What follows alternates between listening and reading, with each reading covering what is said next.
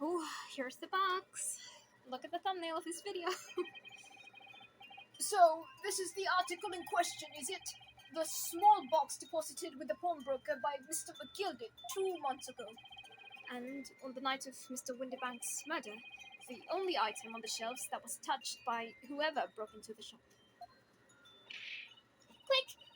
Let's open it and see what's inside!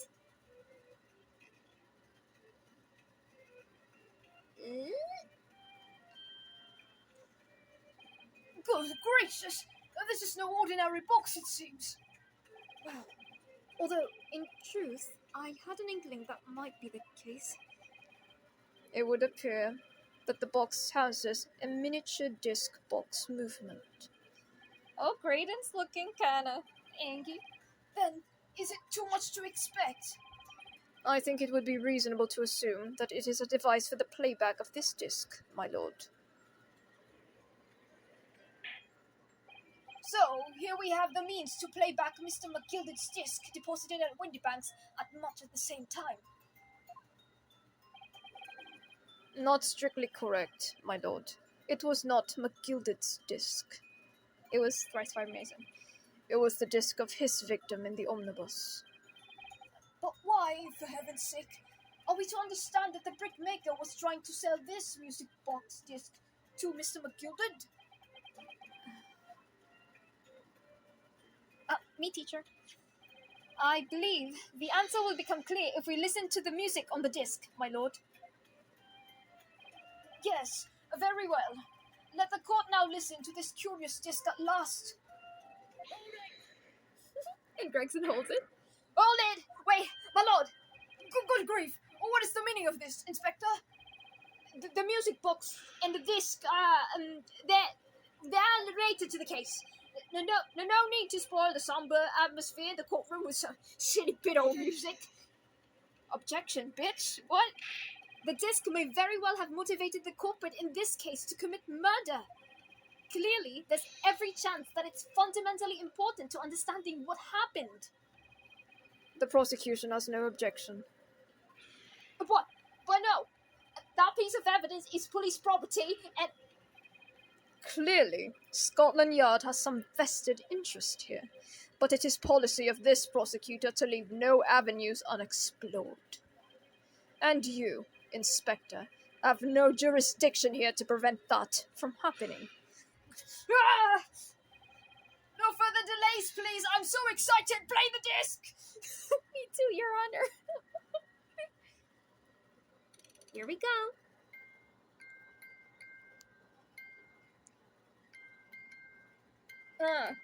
Playing this at the clubs.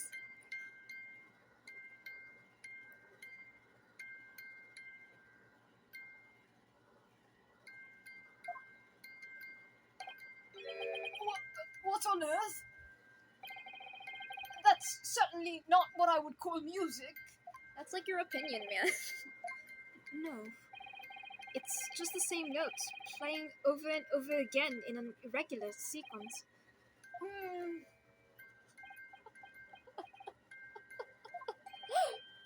Mr. Graydon? This really is priceless. After all that, the music box is broken. Broken? It can't be, can it? Obviously. In fact, I wouldn't be surprised. If the officer sent to fetch it didn't drop it on the way back to the courtroom. Well, with much regret, that was disappointing. I feel the court must accept that this music box offers little in the way of clues. Are you ready to move on, counsel? Come on. Yes, alright. It does sound as though it's completely broken, but is it? Could this music emanating from the music box possibly be a new clue? It could be a clue! Come on, we're so close! I believe that it could be relevant, my lord. Good lord, but how can it be? It's an abomination, counsel! Mere noise! I fail to see how that could have any meaning whatsoever.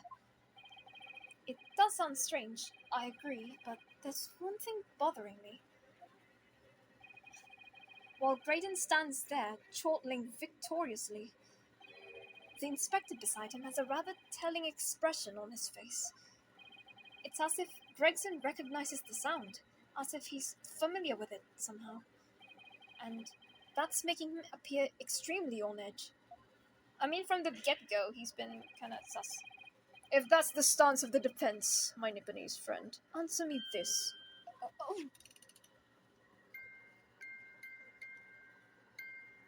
Encore. Just what relevance do you propose this woeful chiming has on the case? It's the defense's belief that the sound emanating from this music box is an unusual genre of music. Yeah, it's called experimental. Not supposed to be music. Not everything on a polyphony disc is music. You could put anything on there, I think. Just because this is a music box, it doesn't necessarily mean the sounds we're hearing are music. Look at that. The smile vanished from Graydon's lips as soon as I said it. I'm on the right lines here. I must be. Making deductions based on how people react to what you say. You're acting just like Hurley, Bruno. The sounds we're hearing aren't necessarily music. Well, no. Now that you've told us what it is not, I'm sure the court would like to hear what they are. Do enlighten us, my Nipponese friend. Well, Surely you have an idea in mind, because if not, it will be the death of your ill-formed argument. Exactly. The music box is clearly broken. Refusing to accept that fact is pure foolishness. They've got me. I don't know what the answer is, yet. Bruno, why do you have that stupid face? I've just examined the music box very thoroughly, and I'm fairly certain it's not broken at all. Really? Really, the way it's been made, it can only produce a single note anyway. Thank you, Iris. Thank you. I'm so glad we have you on our side. Oh, encore. Dun, dun, dun, dun, dun, dun. Alright, well, if the music box isn't broken, it must mean that the sound it's producing has some significance that isn't musical.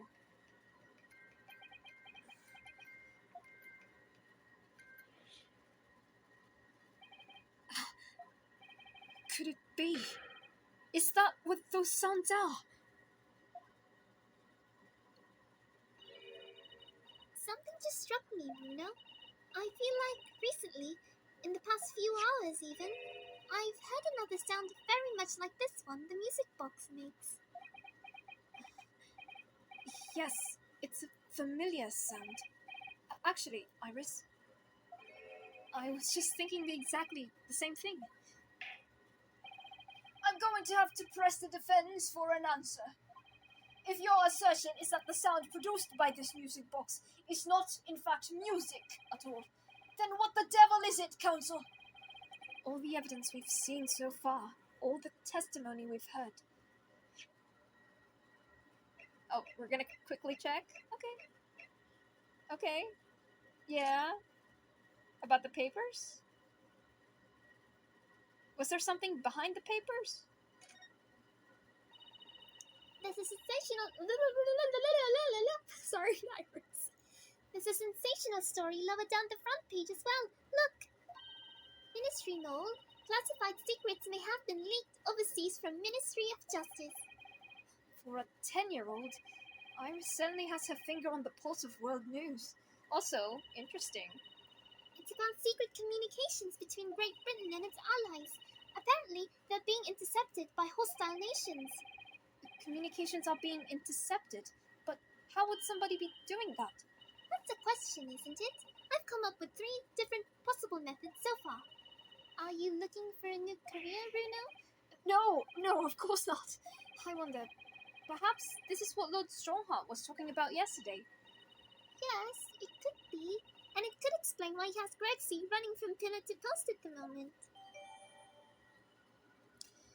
Government secrets, eh? Oh, I'm so ready to break them open to the public. Let's go. It's all pointing to one single answer now.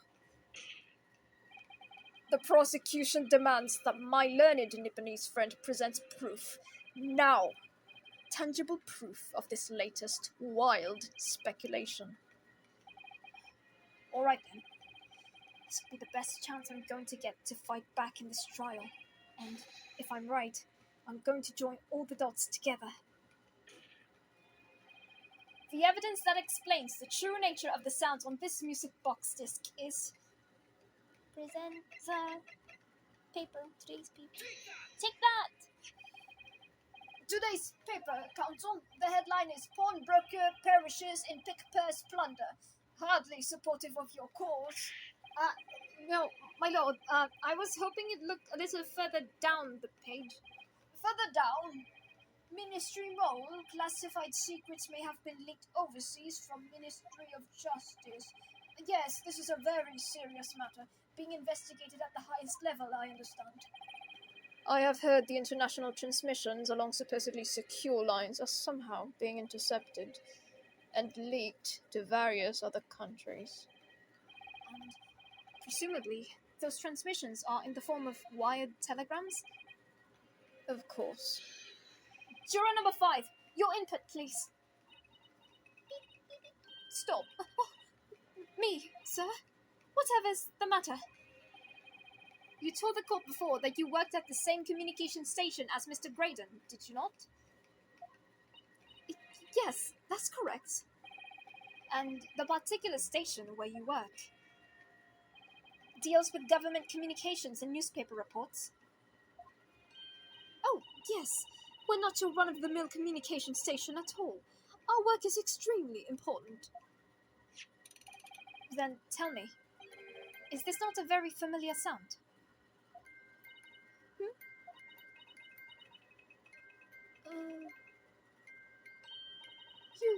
You don't mean to say, is it... That's right, madam. It bears more than a passing resemblance to the sound made by your telegraph machine as you tap it. I believe it's called Morse code? But I don't believe it! Now, correct me if I'm wrong, but when it comes to leaking telegrams from government departments, there must be like a leaker, yeah? There could be nobody more perfectly placed than a highly skilled communications officer. Are you suggesting that music box disc contains stolen government secrets in Morse code? That's exactly what I'm saying. Yeah. Order! Order! Please, everyone, shut the fuck up! But this is the highest treason, Counsel! The serving of capital punishment! Too much new vocabulary. What is this treason? And what is capital punishment? I'm so sorry, I forgot you. The sorts of words I'd half expect you to know, villain Bolshevik. Actually, yeah, why don't you know this? You have committed it. For a sovereign government's confidential information, hostile nations would surely pay almost any price. Yes, and on the night 2 months ago, that was the very negotiation that was taking place inside the omnibus. But in the end, McGilded perished, and the all-important disc lay unclaimed in the pawnbrokery. My word! In which case, whoever stole that information in the first place must surely have been beside himself with worry. Because if the disc were to be discovered before it found its way out of the country, it would reveal an act of high treason, punishable by death. So, the culprit had no choice but to retrieve it. And in order to do that, he would have to have gained entry to the pawnbrokery illegally in the middle of the night. Because the article left behind by Mr. McGilded would incriminate him too much if it got into the wrong hands. Isn't that right, Mr. Graydon?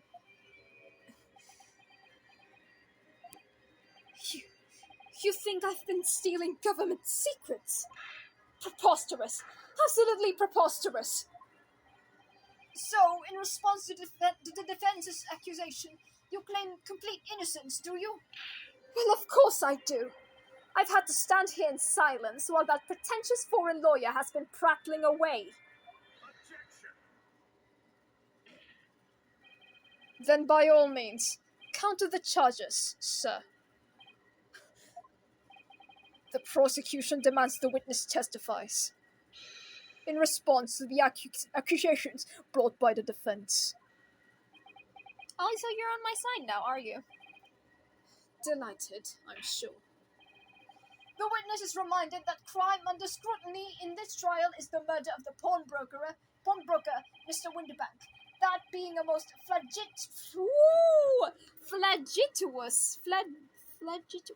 hang on, my Wi-Fi is down again.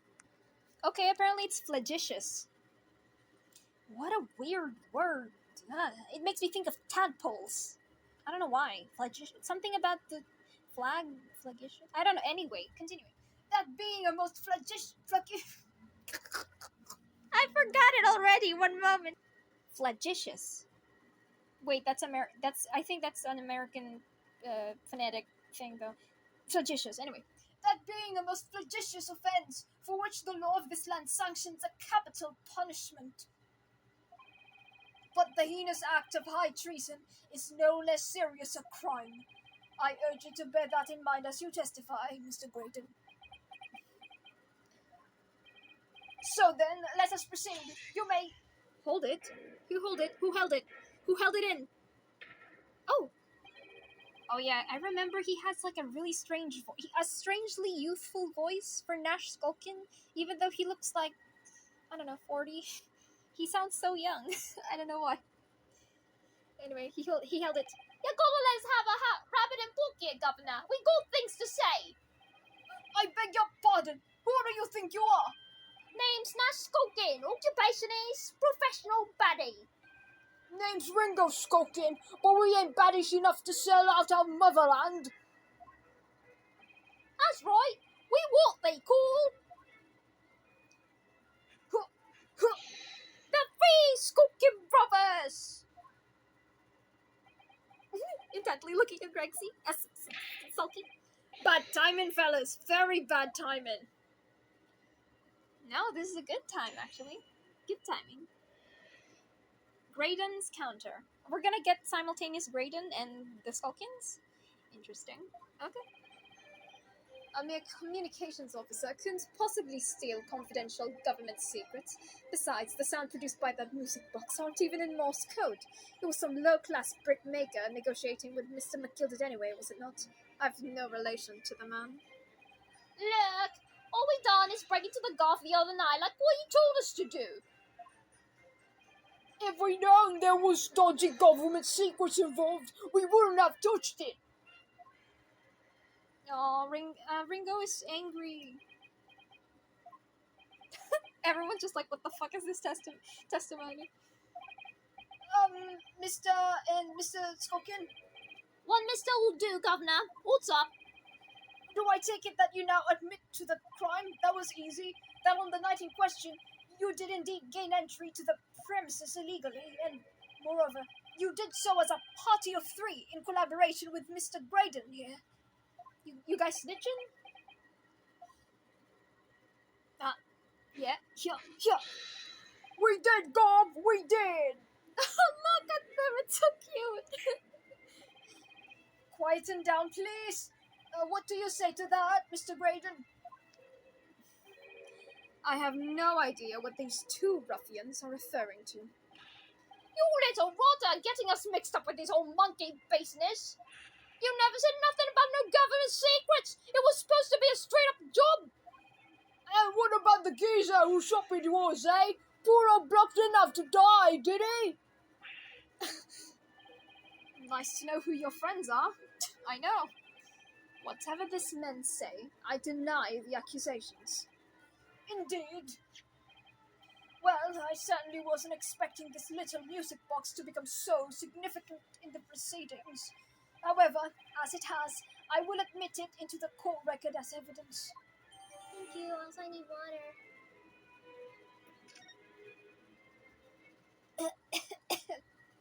Excuse me. Cross-examination, let's go. Great Aunt's counter. A mere communications officer couldn't possibly steal information. I don't know, you could have done the equivalent of hacking back in the day. You seem pretty good at it, so... They're not? To anyone with a brain, that would be blatantly apparent on listening to that music box for even a few seconds. Oh, the fact that it wasn't even Morse code. Of course. Surely.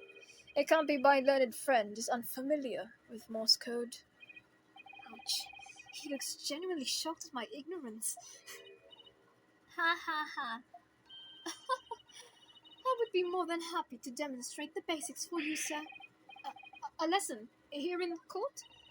Morse code is a continuous series of two distinct tones. Tones, you say?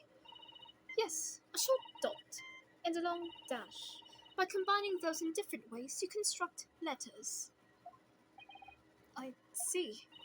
For example, this is A, dot dash, and this is B. I did not catch that. Long as hell.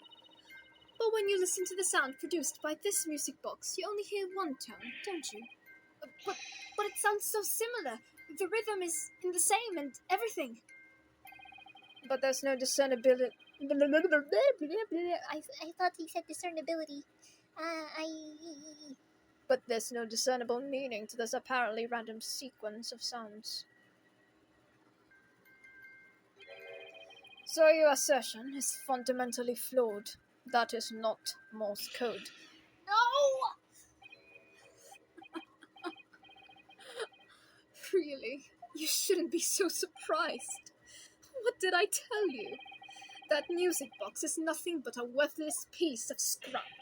Perhaps you might consider studying your subject matter before casting assertions in the future. Aspersions. Oh, that's Sammy. Stop. Nothing to say, but stop. Oh, it's so frustrating, isn't it? Iris? I mean, if the government secrets were somehow being leaked using the music box, so many other things would slot into place so nicely. Could there still be something I haven't considered? Would it really be impossible to use this music box somehow to play back the Morse code? Give it a try. There's still every possibility that this music box was instrumental in leaking government secrets. That's the belief of the defense, at least. Does it please you in some way, my Nipponese friend, to repeat the same line of argument ad infinitum? It's already been established that to be Morse code, two tones are required, dots and dashes. That's one of my favorite go to bed songs. Yes, I'm aware of that. Then what? Well, it would appear the defense has a hypothesis to put forward. You had better present your idea at once, counsel. How do you propose that this music box, which appears to produce only a single note, could have been used to cipher secret messages into Morse code? Open. The bottom is always the answer. Come on. Oh, What is it, Bruno? I've just noticed something about this music box. It looks like the bottom of it opens up as well. You're right! Well, come on then! What are you waiting for? Let's open it! Alright, here goes. Look at that! There's another movement on the underside. So, does that mean you can set another disc to play back on this side? Yes, I think so. And it looks like the two movements are linked together. They're linked. So, if you had two discs, they would both play back at the same time. It was set automatically like that? That is pretty complex, I think. Woo! Select it! Select it! Take that! Come on! Oh, we have to examine it. Sorry. Too excited. Who would have thought there would be a second movement on the underside of the box? And this movement is like the other one. The comb's teeth are all the same length. So, this movement also produces only a single note, just like the first one. Yes, it must do. Except the length of the teeth on the two combs isn't the same. So the single tone produced by this movement will be different to the single tone we've already heard. What? Basically, each movement can only produce a single note. But the notes they produce are different. A music box that can only play 2 notes. Got it! Yeah! Good gracious! What am I looking at here? The bottom, my lord. You're looking at the bottom. Another movement on the underside of the music box. What? It appears, my lord, that 2 movements are linked together. In other words, you can put 2 discs in this music box, and the sounds of both will play back at the same time. Good heavens! As the court has heard, Morse code compromises of 2 tones, a short dot in a long dash. With a second disc in place, this music box can be used to generate Morse code and convey a message.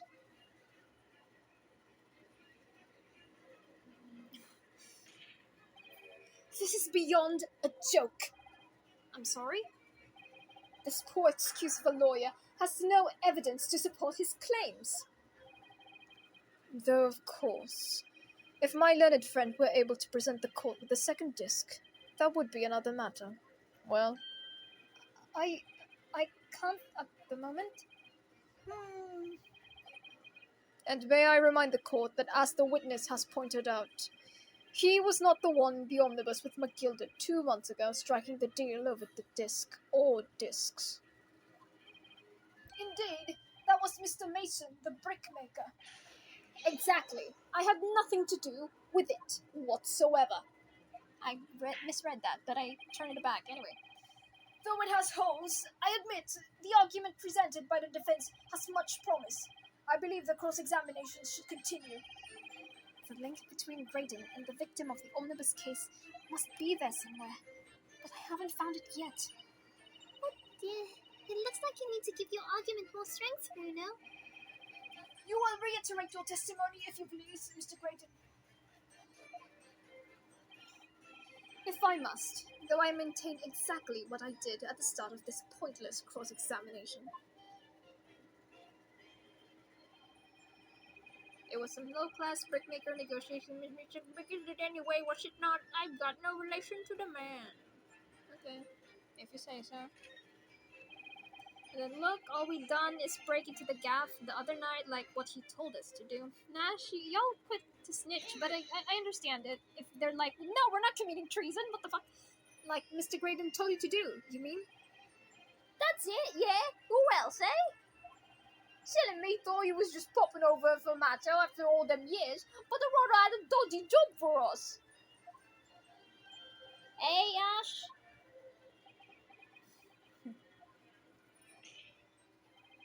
Let me stop you there, Mr. Skulkin. After all them years, you say?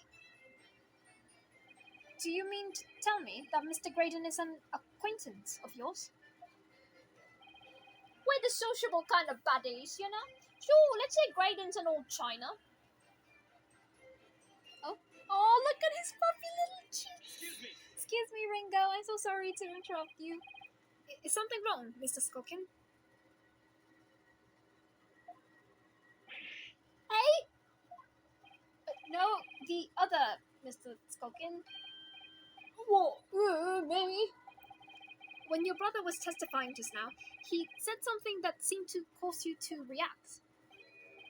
Oh, I was just remembering the old days, that's all.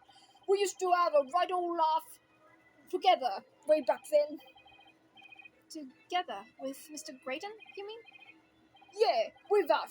I mean, you look at him now in his fancy whistle and flute, yeah, and you wouldn't have to maneuver it. But when we was younger, he was from the poor part of town, just like us. Is that so? Boy, he was always a leery one. He had the brains, he had the savvy.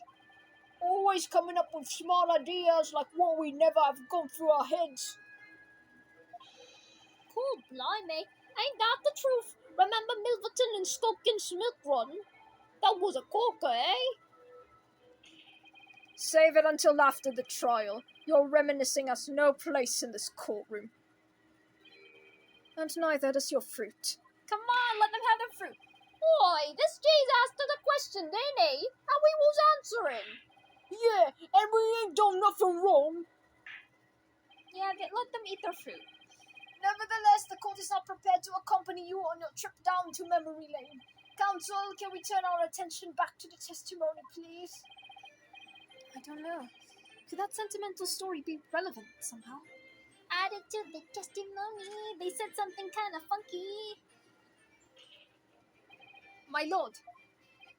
Yes, counsel. The brother's last sentimental statement could hold a vital information regarding to this case.